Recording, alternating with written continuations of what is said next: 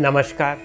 कौशल योग के आज की इस कड़ी में ईश्वर कृष्ण द्वारा रचित सांख्य कारिका की 37वीं कारिका पर प्रकाश डालने का प्रयास करेंगे। इस कारिका में वे कहते हैं कि सर्वम प्रत्युपभोगम यस्मात् पुरुषस्य साधयति बुद्धि सैव च विष्णष्टि प्रधान पुरुषांतरम सूक्ष्मम।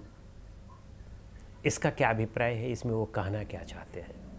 वे कहते हैं कि सर्वम प्रत्युपभोगम, सर्वम का मतलब सभी, ऑल। प्रत्युपभोग यह दो शब्द से मिलकर के बना है, प्रति और उपभोग। प्रति का मतलब प्रत्येक विषय और उपभोग का मतलब भोग करना। तो उन्होंने कहा कि सर्वम प्रत्युपभोगम। फिर कहते हैं कि यस्मात्, यस्मात् का मतलब चूंकि, क्योंकि।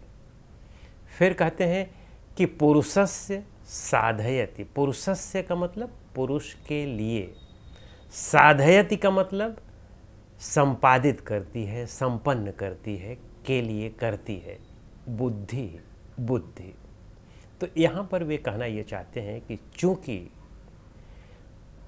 पुरुष के संपूर्ण भोगों को बुद्धि ही संपादित करती है, इसलिए वे कहते हैं कि सैव च विष्णष्टि। सैव भी सा और आयो से मिलकर के बना है।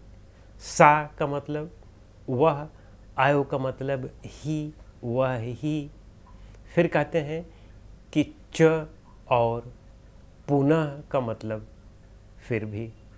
तो फिर कहते हैं सैव च पुनः विष्णष्टि प्रधान पुरुषांतरम सूक्ष्मम।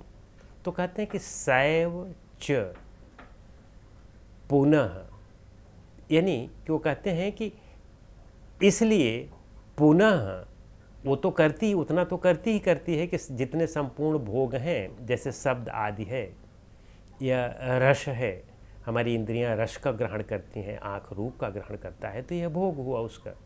तो कहते हैं कि जैसे संपूर्ण भोग, जितना भी भोग है, वह पुरुष के लिए जो कुछ भी होता है वह बुद्धि ही संपादित करती है।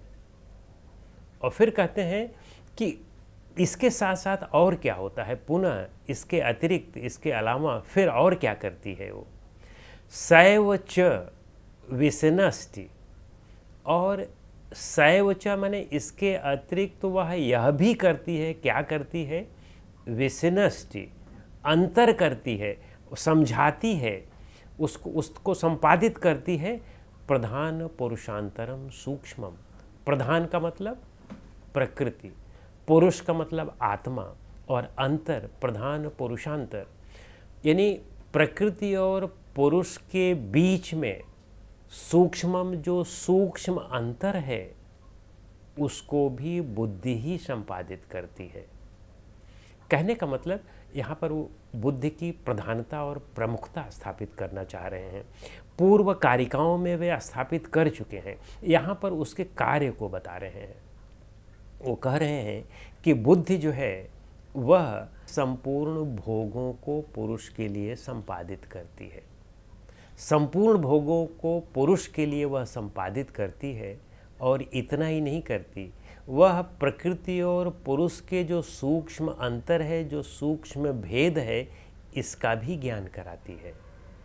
कहने का मतलब है कि भोग, चूँकि जीवन के लिए हमें दो प्रकार से भोग की आवश्यकता होती है। एक तो कुछ लोग हैं जो केवल भोग के लिए ही पैदा होते हैं, और दूसरा जो मोक्ष करते हैं, उनको भी तो कुछ न कुछ भोग करना होता है, उनको भी तो खाना पीना करना ही होता है, कपड़े चाहिए ही चाहिए, सोने के लिए घर चाहिए, रहने के लिए एक घर चाहिए, सोने के लिए एक बिस्तर चाहिए, एक कपड़ा चाहिए। तो कहने का मतलब वह भी तो भोग ही है, लेकिन वह भोग जो है वह राग और द्वेष के साथ नहीं है। लेकिन बाकी जो सामान्य लोग भोग करते हैं वह राग और द्वेष के साथ करते हैं।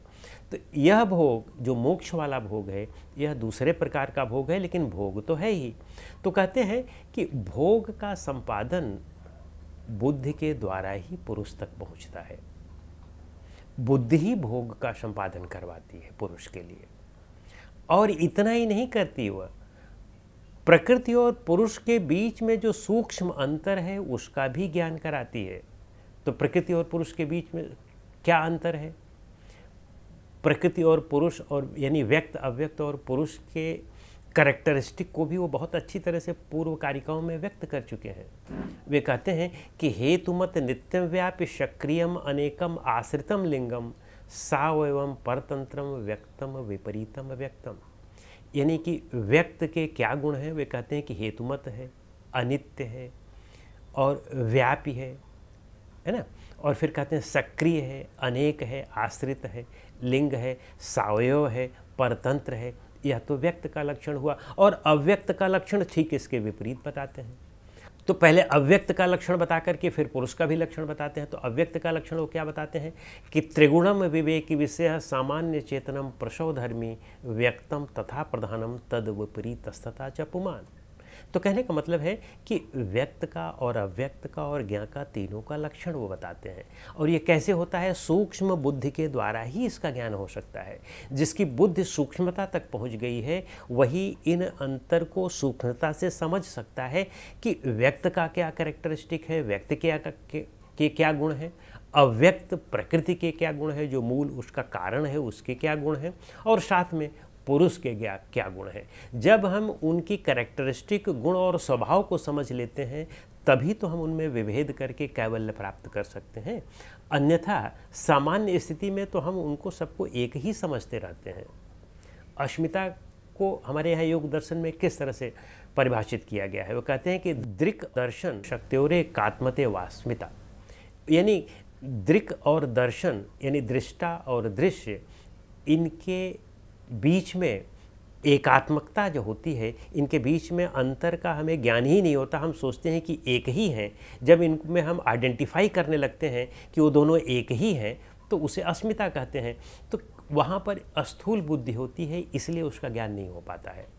तो जब हमारी बुद्धि सूक्ष्म होती है तभी जो है हम इसके अंतर का ज्ञान कर सकते हैं। तो कहने का मतलब कि बुद्धि की कितनी प्रमुखता है।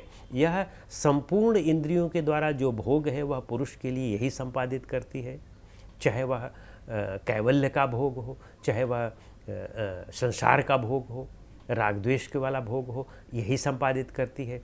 और साथ में प्रकृति और पुरुष के सूक्ष्म भेद का भी बुद्धि ही ज्ञान कराती है।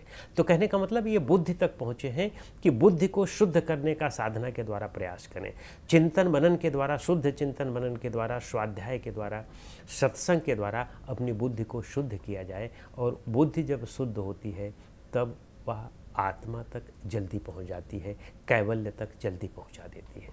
तो इस तरह से इस कारिका के विषय में ईश्वर कृष्ण ये कहना चाह रहे थे।